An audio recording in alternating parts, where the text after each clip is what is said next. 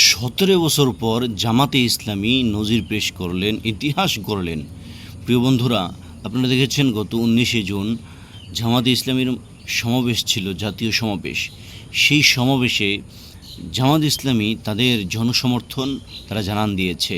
প্রিয় বন্ধুরা, আপনারা দেখেছেন সারা দেশ থেকে লক্ষ লক্ষ লক্ষ লক্ষ ইতিপূর্বে স্মরণকালের সবচেয়ে বড় সমাবেশ করেছে জামাতে ইসলাম।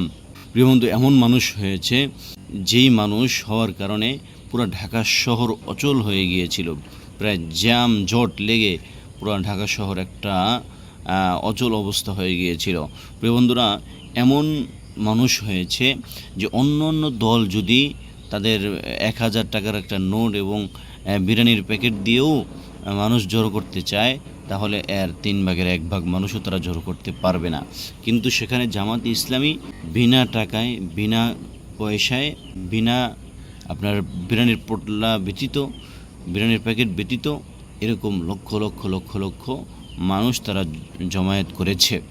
কেউ কেউ আশঙ্কা করছেন 20 লক্ষ মানুষ হবে, কেউ কেউ আশঙ্কা করছেন আরও বেশি হবে। তাহলে বোঝা গেল জামাতে ইসলামী বলেন বা ইসলামী যে কোনো দল বলেন, তাদের শক্তির বর্তমানে একটা এমন শক্তি তারা অর্জন করেছে যে তারা এখন এই শক্তির জানান দেওয়ার কারণে নাস্তিক পাড়ায় তারা আগুন জ্বালিয়ে দিয়েছে। প্রিয় বন্ধুরা, আরেকটা বিষয় আপনারা খেয়াল করেছেন, জামাতের আমির যিনি ডক্টর শফিকুর রহমান, তিনি যখন বক্তব্য দেওয়া অবস্থায়, একজন বয়োবৃদ্ধ মানুষ, তিনি বক্তব্য দেওয়া অবস্থায় হয়তোবা গরমের কারণে তিনি মাথা ঘুরিয়ে পড়ে গিয়েছিলেন। পড়ে যাওয়ার পরে তিনি দমে যাননি, তিনাকে আবার মাথায় পানি দেওয়া হয়েছে, একটু বাতাস দেওয়া হয়েছে, সাথে সাথে তিনি দাঁড়িয়ে আবার বক্তব্য দেওয়া শুরু করেছেন। 2বার তিনি মাথা ঘুরিয়ে পড়ে গিয়েছেন।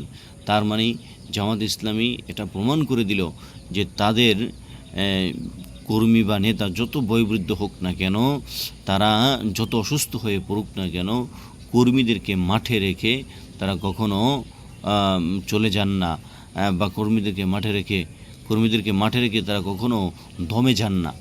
দেখেন, তিনি ইচ্ছে করলে চিন্তা করতে পারতেন যে আমি অসুস্থ হয়ে গেছি, আর বক্তব্য দেওয়া দরকার নেই, কিন্তু তিনি চিন্তা করলেন না, লক্ষ লক্ষ কর্মী আমার 2-1টা কথার জন্য অপেক্ষা করছে, আমার কথা বলতেই হবে।